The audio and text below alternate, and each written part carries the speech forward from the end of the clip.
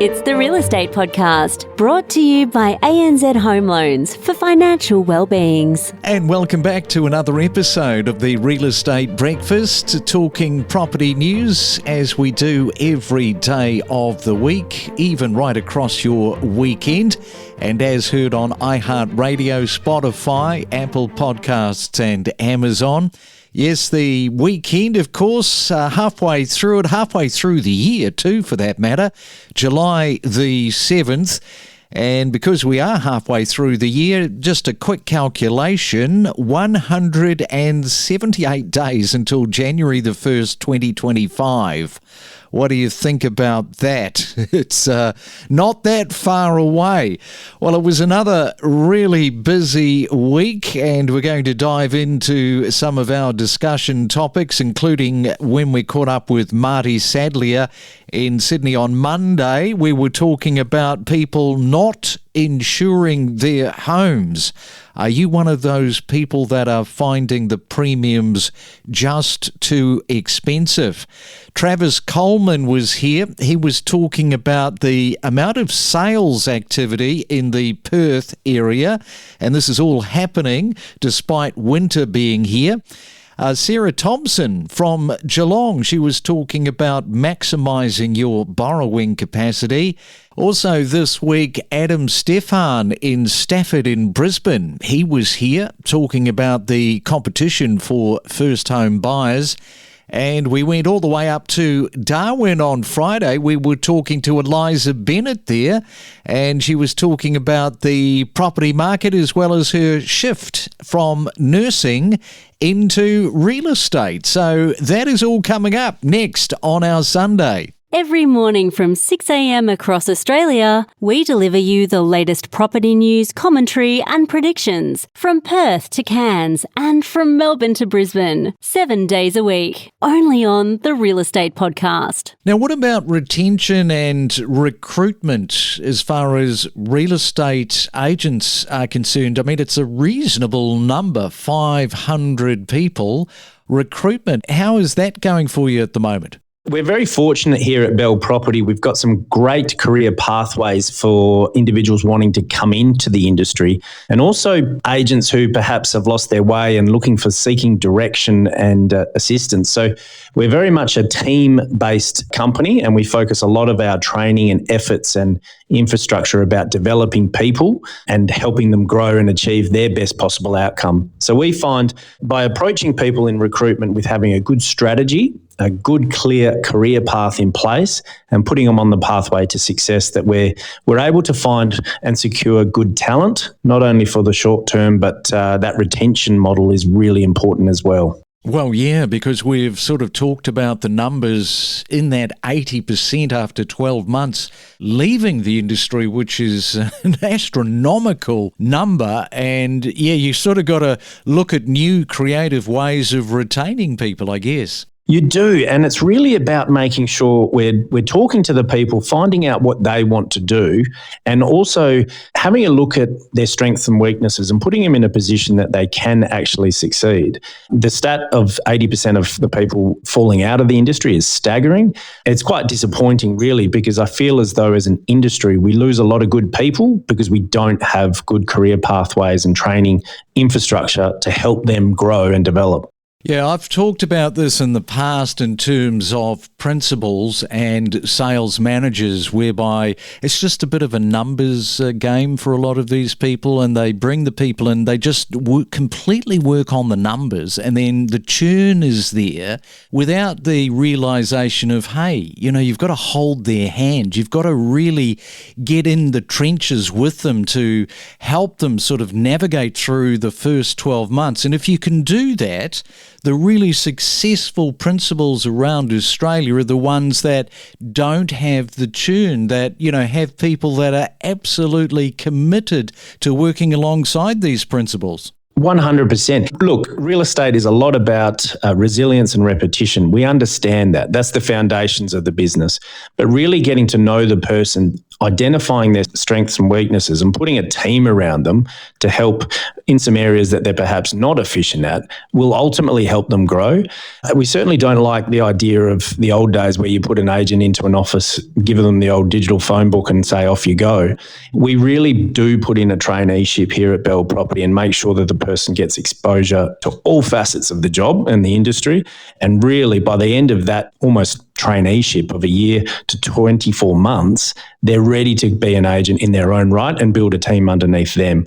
We find that gives purpose, and obviously the results then speak for themselves. Every week we present so much real estate. Let's have a look at home insurance, Marty. And some people have just decided, no, it's just too expensive. And there are people out there that have no insurance on their homes. Yeah, it's a massive problem. The ABS last year released data that 23% of all Australians don't have any house or contents insurance. Now, given that we are sitting at over 10 million properties in Australia, that would be around 2.44 million Australian homes don't have house or contents insurance last year.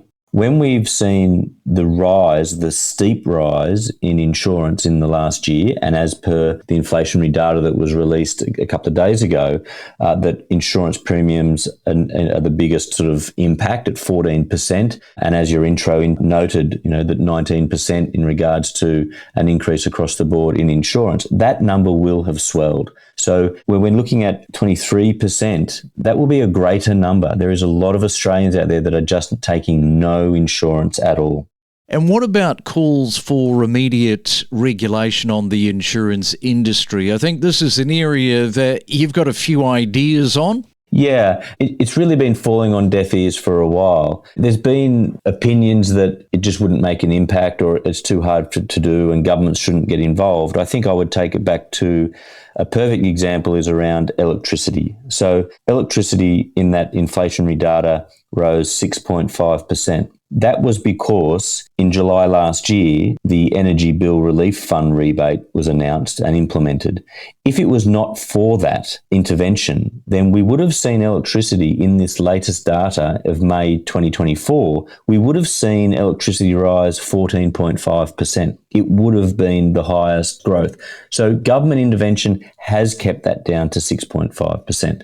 So we can have intervention, we can give rebates, and we should be doing that for insurance if it means that businesses can operate. And it would be really simple. There's a few ways we could do it. We could ensure that Australians aren't underinsured by getting independent consultants or quantity surveyors to come in and do those reports to make sure the value of the property has been accurately insured in regards to a total sums, and they should get a rebate for that. They should get an allowance off their premium because they have employed a third-party independent person to come out and ensure what this property should be insured for. Most people would just sort of shake their head and say, gee, that is such a big number. 83% of Australians are underinsured. Is that the highest, if we look anecdotally back, is that the highest it's ever been? Yes, by about 1.5%. So if we go back about 20 years, so early 2000s, there was a similar survey done. At that time, the number of underinsurance in Australia was at 81%. If anything, we've got worse by a couple of percent. But in reality, in 20 years, we haven't got any better at understanding our insurance levels in this country. So, Sarah, you can step through for our listeners, I'm sure, how somebody's borrowing power is calculated, because I think a lot of people just think that it's based on their income. Yeah, correct. So it is income, but obviously things like liabilities that clients might have, things like that would be HEX or buy now, pay later, which a lot of people forget about, and that can impact how many dependents they have. Are they paying child support at the moment? What are their living expenses like as well? So somebody with really high living expenses, can then generally borrow less than if somebody that was earning the same income was spending a little bit less as well. Okay, so you have been told what your borrowing capacity is, and it will either make you cry or you'll be doing backward somersaults. So if you have gone for a mortgage and your borrowing capacity isn't great, the good news is, Sarah, you can give out some of the pointers in the right direction on how somebody can increase their borrowing capacity. Yeah, there's actually lots of things that you can do to increase that capacity. So you could reduce your credit card limits or close them down, pay down personal debt. You could refinance your car loan if you have one or pay it out. But if you refinance it, lower loan repayments each month instead of potentially higher ones. HECS is a big one, obviously, in Australia, those study loans. So getting rid of that can definitely help borrowing. Salary sacrifice or tax-free income. People getting a second job. At the moment, we're finding a lot of first-home buyers are getting a second job to try and get into the market. We could re-extend home loans back to a 30-year loan term if they're at 25. Or you could buy with somebody else, a friend or a family member, but you might want to get legal advice with that one. So there are lots of things that people can do to increase that. And also around credit cards, quite interesting. I know that we got an email not so long ago from somebody that was talking about changing banks, and they had a credit card, I think the limit was $10,000. And the new bank that was going to take their business on said that they wanted to close down. They saw that $10,000 limit as a bit of a liability, which I hadn't really factored. I mean, I've bought many houses. I've never had that happen to me, but I found that was quite interesting. Yeah, and a $10,000 credit card limit, I would say potentially $30,000 to $50,000, it would decrease your borrowing capacity by or increase it by closing it. So they have a huge impact, even if they're not being used. Gee, so, that's a really fascinating aspect because I think most people just would not be aware of just how much of a negative that would have. So you can kind of understand it where the bank is coming from, because if suddenly you went to that life raft and drained 10 grand, it's 10 grand extra you owe. Yeah, that's so true. They do look at other debts. And even if they're being paid out on time every single month, they'll still take that limit into account as well. Well, I think we'll see a lot of investors that start to really consider about realising the capital gains and the wealth creation they've had with the increase in prices over the last 12 months. I think they'll come to market. We're certainly seeing a lot more appraisals, a lot more going on in the back end. And I think, again, that new financial year, people will start to reassess their position financially and, start to decide, can I upgrade or do I want to downsize my house? So I think there'll be a lot more properties that start to hit the market in the July and August period. Yeah, so downsizes. What is going on with the downsizes in your market at the moment, Adam? I think a lot of them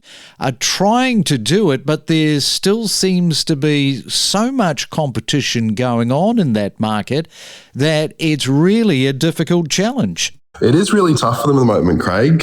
They're competing with a lot of the first home buyers to downsize into the units. I mean, they're also struggling, I think, a little bit. A lot of them, they've got a lot of equity built up in their own property, but they can't necessarily afford to buy the next one without selling their current home. And given the competition that they're seeing in the market, like a lot of the subject to sale contracts that historically we would look at, people would be looking to accept, they're not making it through past the sellers at the moment because of those, fully pre-approved owner-occupiers that are buying their first home. They just come in short terms, and that's what the sellers are looking for.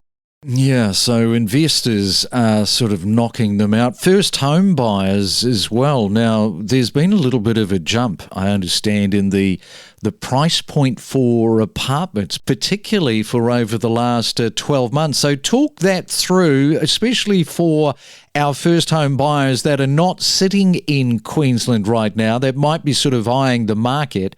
What is happening in that space? So the units in the north of Brisbane and Brisbane as a whole, what we're really seeing is something around about a 20% jump in the market over the last kind of 12 to 6 months. It's been really sudden. I think a lot of that's to do with, obviously, we've had a lot of increases in rent. So people are deciding, let's buy a home rather than continue to pay rent.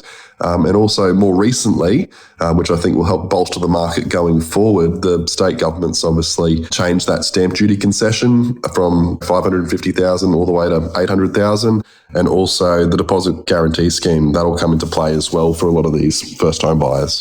I think slowly it will impact. We've just got the new city campus for the Charles Darwin University. That would probably be finished, I think, at the end of the year or with next year. So I definitely think people will slowly start to move to Darwin. We're not seeing it, I don't think, as yet, but I do think slowly people will start to move to Darwin. You know, we are the cheapest or most affordable capital city in Australia, so why wouldn't you want to live here? Yeah, it's a nice bragging right, that the most affordable capital city in the country is Darwin. A lot of first home buyers, of course, and that was my next question. How many of those are you seeing at the moment? Oh, heaps. I think more people are also organising to get their finance approved more quicker as well, we're seeing. And we're also seeing more offers at the moment coming in more quicker, especially for houses that are priced right and in the market. And Eliza, how long have you been doing the real estate thing? About 2 years now. And how are you finding it? Love it. It's amazing. What made you want to get into being a real estate person? I was originally a nurse, so I kind of took that empathy that I liked giving to people, and I kind of put that into real estate. And yeah, I just love the flexibility, making people happy and giving people, what they want.